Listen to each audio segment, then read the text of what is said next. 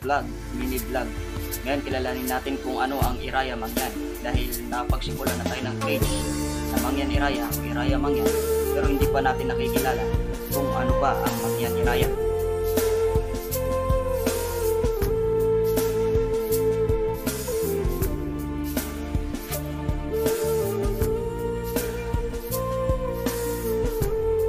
Ang Mangyan po ay isang katutubo dito sa Mindoro at marami pong buo-buo sa Mangyan.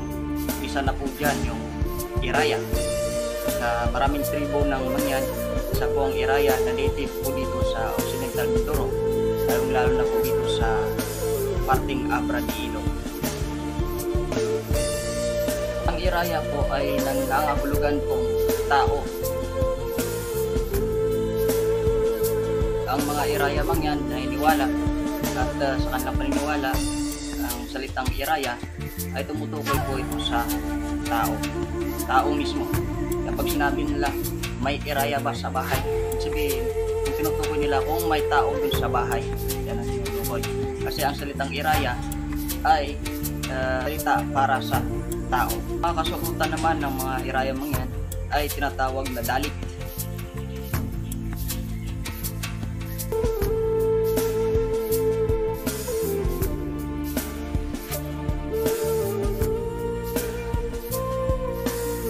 Ay balat ng kahoy na ginawang damit. Yan. Pero mga modernong Iraya Mangyan ngayon ay hindi na sumusuot ng ganong dalit o yung balat ng kahoy. Sumusuot sila ng gaya ng damit na meron tayo ngayon.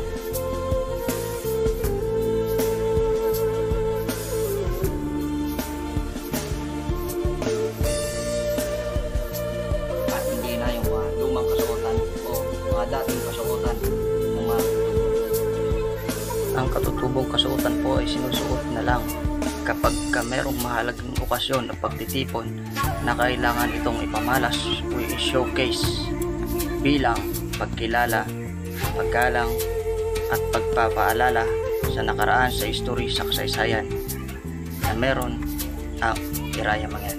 Ngayon, alamin naman natin yung uri ng pamumuhay meron ng mga katutubong Iraya Mangyan. Una ay ang pagkakaingin.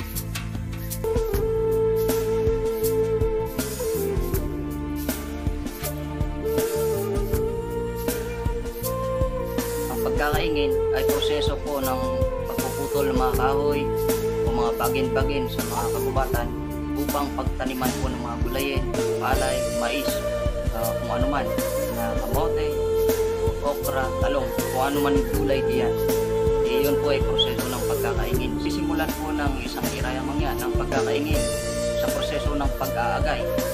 Yung pag-aagay po yun ay tinatawag na unang proseso sa pagkakaingin. Iyon ay ginagawa nila ay nililinis, inaalis nga yung mga kahoy at mga bagin-bagin sa kagubatan at tinitipon ito, tinutungkok doon rin mismo sa pinag-agayan. Pero kapag po ang kinakaingin o nililinisan para taniman ay kakaunti lamang na meron lang mga damo-damo o konti lang na mga sagabal na maaring magsagabal sa mga pananim, ay minor lamang ang paglilinis. Ginagamitan lamang ito ng dulus. Ang dulus po ay parang kasangkapan na merong malapad na dulo.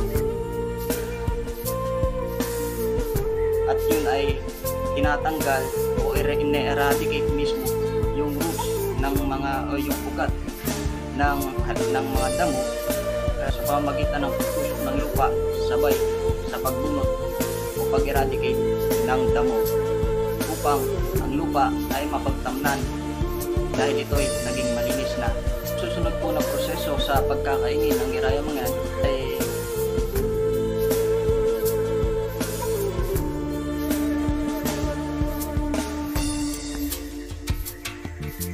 pagsisilab. Ang pagsisilab po ay ginagawa po yon kapag kayong inagay o nilinis ng mga kahoy o mga tinumbang kahoy doon sa kinaingin ay tuyo na. Gawa nila ang proseso na yon ay susundan na ng proseso ng pagsisilab.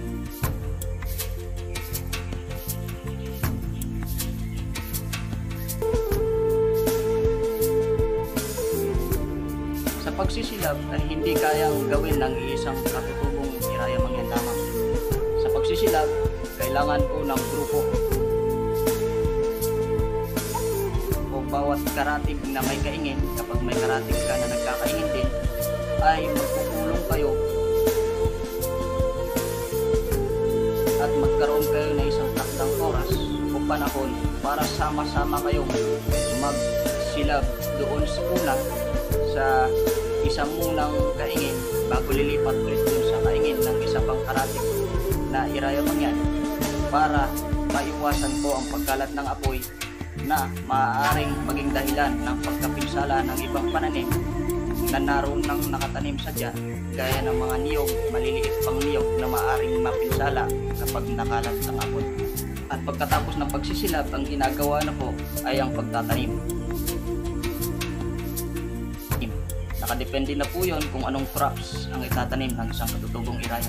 Kapag ang pananim na ay pwede na i-harvest o anihin, ay meron pa rin pong ritual na ginagawa ang isang katutubong iraya mangyan.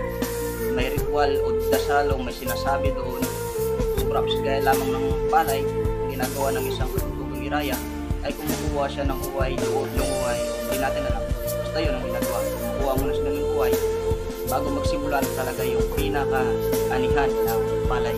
Pero hindi lamang sa pagkakaingin ang ikot yung buhay ng ating o ang kabuhayan ng ating iraya mangyan. Meron din tayong pangingisda o pamamana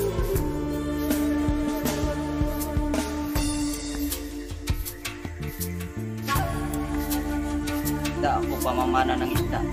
Ginagawa yon ng isang iraya na lumalangoy siya doon sa malalim na tubig, malalim na bahagi ng dagat kung saan merong matataba, malalaking isda na pwedeng hulihin gamit ang pana.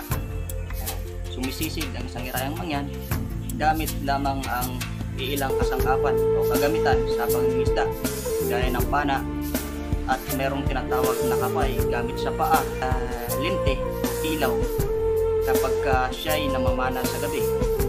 At kung hindi naman gabi at kung araw naman ang pamamana, ay gumagamit tayo ng salamin para ang ating mata ay hindi masira naman sa pait ng dagat o sa alat ng dagat. Ang pangatlo naman sa ating uri ng pamumuhay ng ating mga kaluluwa dito sa Occidental Mindoro ay yung pag-aangkan o pag-caretaker ng lupa ng Katagalugan, mga taong nagmamay-ari ng mga niyugan, halimbawa, o kung ano man tanim diyan. Ang iba nating mga katutubong iraya ay nag-caretaker o nag-aangkan. Yan. Sila ang nag-maintain ng kalinisan hanggang sa pag-aani, hanggang sa pagpupupra ng mga niyog. Siyempre, hindi rin doon nawawala sa ating mga iraya mangyan ang pag-aalaga rin siyempre ng mga hayop gaya ng kambing, baboy, baka, at merong iilan na nag-aalaga ng kalabaw. Yan, dahil ang mga katutubong iraya mangyan din po ay meron din pong tinatawag na tubigan. Hindi lang kaingin ang kanilang inaasahan. Meron din mga taong meron din tubigan o irrigated na lupang sakahan.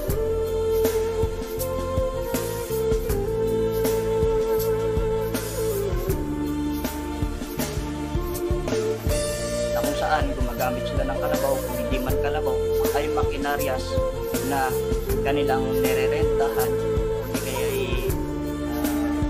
hinihiram dun sa mga Katagalugan para ang kanilang lupang tubiganan ay mabumpal at maging handa doon at ready para doon sa tinataniman, sa tatanim na palay. At ang kaparaanan naman nila sa pagtatanim sa katubigan ay ang talok o ang pagtunot ng isang palay na meron ng mature o sapat na gulang ng roots o ugat na binubunot ito bago itatanim ulit, gaya ng sa nalalaman natin na uri ng pananim mula pa noon. At ang huli po na pinagkukunan po ng kabuhayan ng ating mga katutubong iraya mangyan ay number 1 po sila rito sa paggagawa ng basket.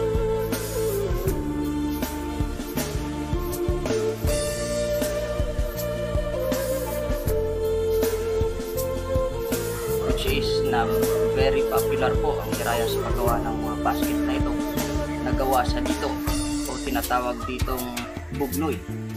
Yung kagamitan na ginagamit dito ay bagin at yung sinasabi nilang dito o yung bugnoy. Ang mga basket po na ito na ginagawa po ng mga Iraya Mangyan ay pinagbibili po ito sa mga turista. Ngayon, makikita po ang mga basket nila karamihan makikita sa Talipanan sa Mangyan Village.